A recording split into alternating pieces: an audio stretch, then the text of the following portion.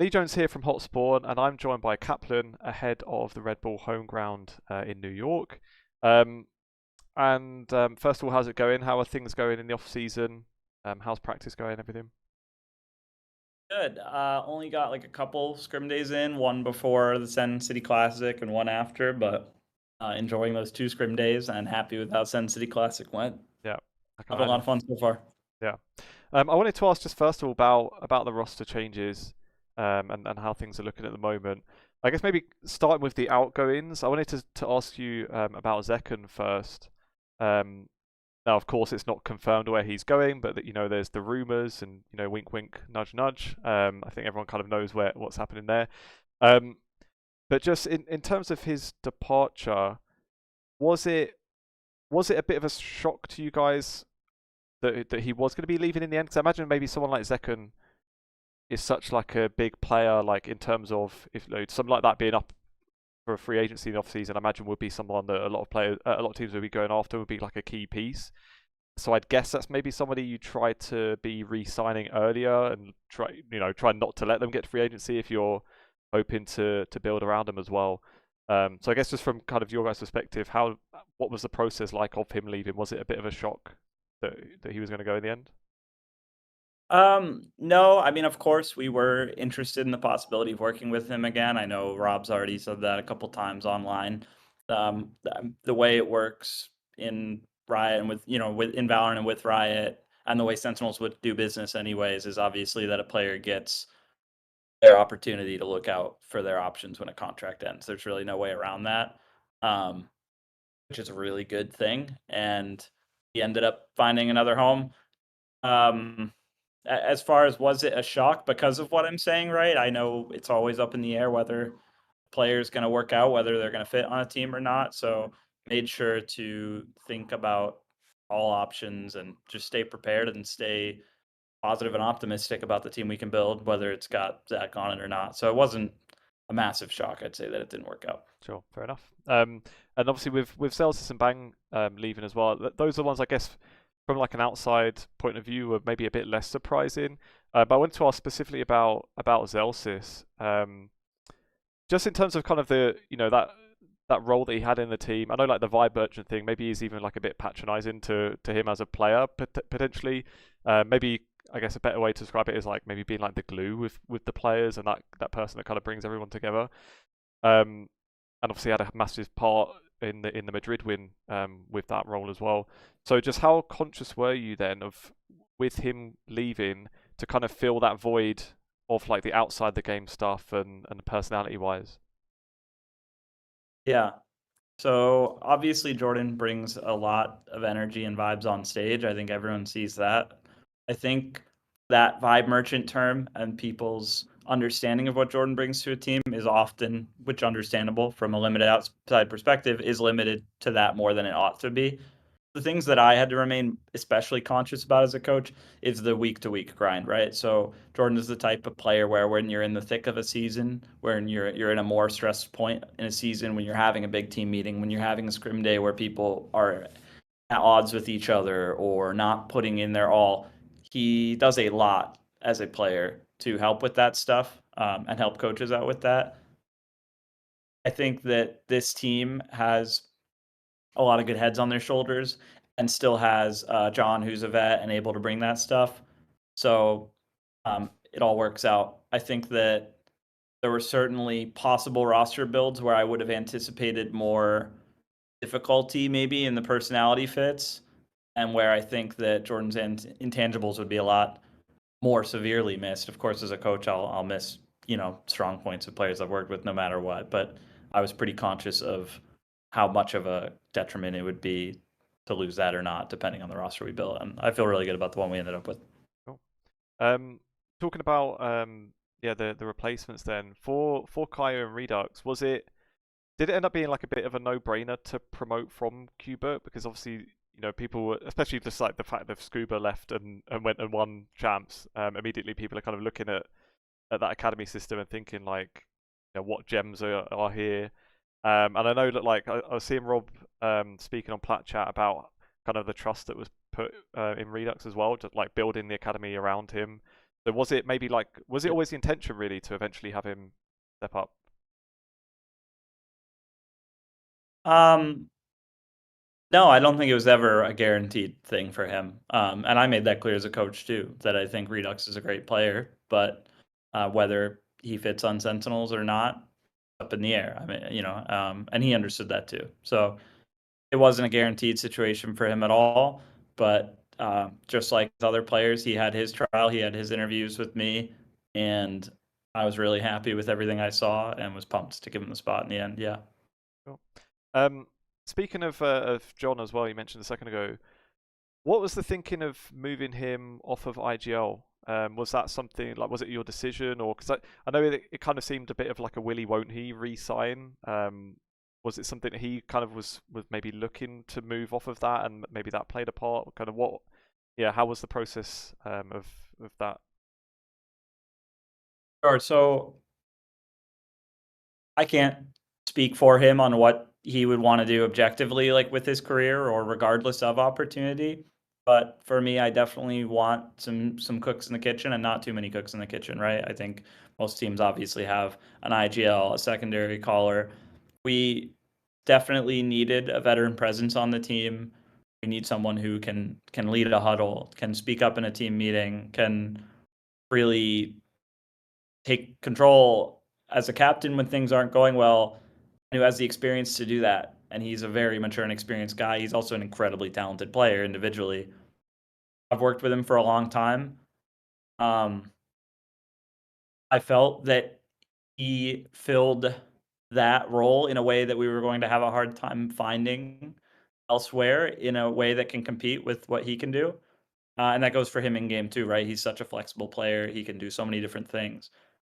And then the other role we needed, right, would be a IGL or secondary caller, somebody who plays the dedicated initiator role. I was really impressed with Caillou in trials.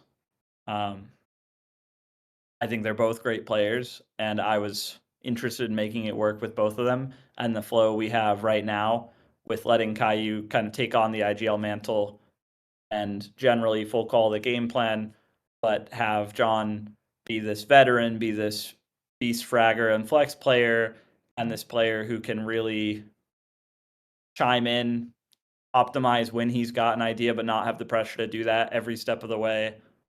Really still have a heavy hand in strategy in the week to week. I think it just made the most sense to myself and Gunter, and to the org, and John definitely was open to it. I think he knows he's very talented and has a lot of different strengths, and that he's not he's not losing value by getting off of main IGLing. He's just shifting his value into other things he's really good at already. Cool.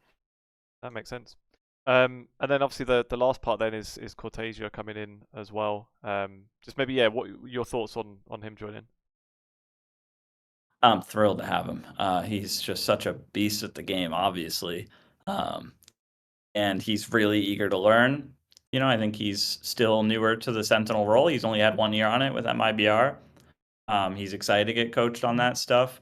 He's so mechanically talented, and his energy is just awesome. Like, he's so funny. He's always smiles. Like, he really is. Just like he lights up a room when he walks in, and I think everyone's doing their part, but he's playing a really big part in how much fun the team is having right now. Cool. Sounds good. Just maybe looking back a little bit on 2025 before kind of, yeah, kicking on for 2026. Just how do you Yeah. kind of reflect on the season? Because even if you look at it kind of, if you take a step back and maybe take off, just hide the Sentinel's name, top 2 or 3 in every regional stage, going to every global event for like 90% of VCT teams, that's like an incredibly successful season. But obviously the expectations are much different for you guys.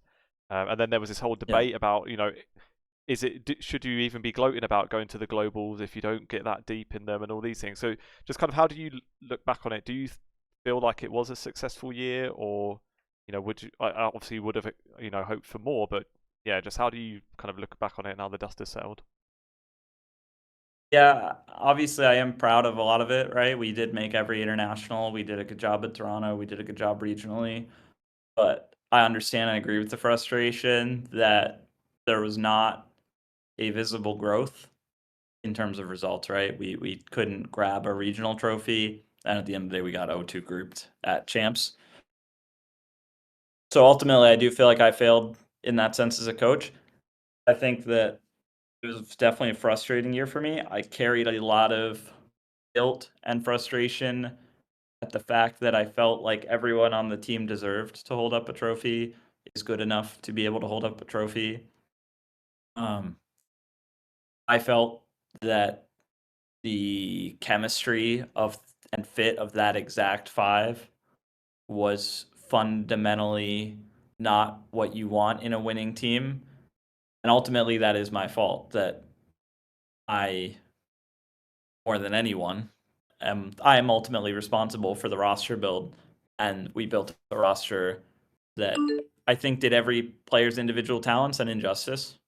And yeah, I really wanted to redeem myself this time around and worked incredibly hard, as did others, to make sure that this time around that wouldn't happen. That you wouldn't get players who are dealt a disservice by being on a team because they either can't get the help or can't get held up and supported in the right way in terms of what's around them. Fair enough. And then obviously, kind of, looking forwards now, or even more, just what's going on at the moment right now. You've done the Sen City Classic. You're at home ground now. Just how useful for you is it having these off-season events, especially where, like, because I saw your tweet about it as well, about being focused on the personality fit for the players and everything. So how useful is it to have these events, like even if it's just for the sake of them, hanging out for a few days together, being able to travel together and kind of start forming those bonds before, jumping straight into the season later. Yeah, it's excellent. First of all, obviously, it's really useful to figure out how everyone works together in a match environment. Um, and I'm incredibly grateful to Sentinels for understanding that. And obviously, there's many reasons to put on a tournament, but I'd like to believe that one of the biggest, if not the biggest reason, is that Sentinels want to make sure that our team gets a really good opportunity, right, to get some experience in the off season. So it was awesome to see everyone kind of show off what they're like in a match environment and get to understand with each other what they're like in a match environment and get that to click. And as for Red Bull New York, it's more opportunity to do that. It's opportunity to do that with higher stakes and tougher opponents, right? Obviously, there's some pretty insane teams here.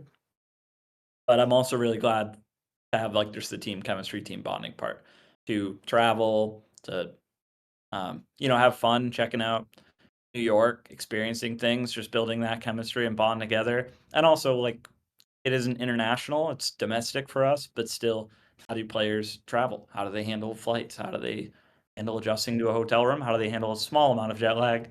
These things are all useful for myself and others on the team to kind of get to know our new guys and Yeah, get a little bit of a head start on understanding what challenges we might run into when we make our first international next year, hopefully. yeah, absolutely. Maybe just towards the end, then we're just looking around the rest of the league, and I guess it's more something that was going around today as well, that it looks like Jonah P is leaving G2, and obviously G2 was the dominant team in Americas last year.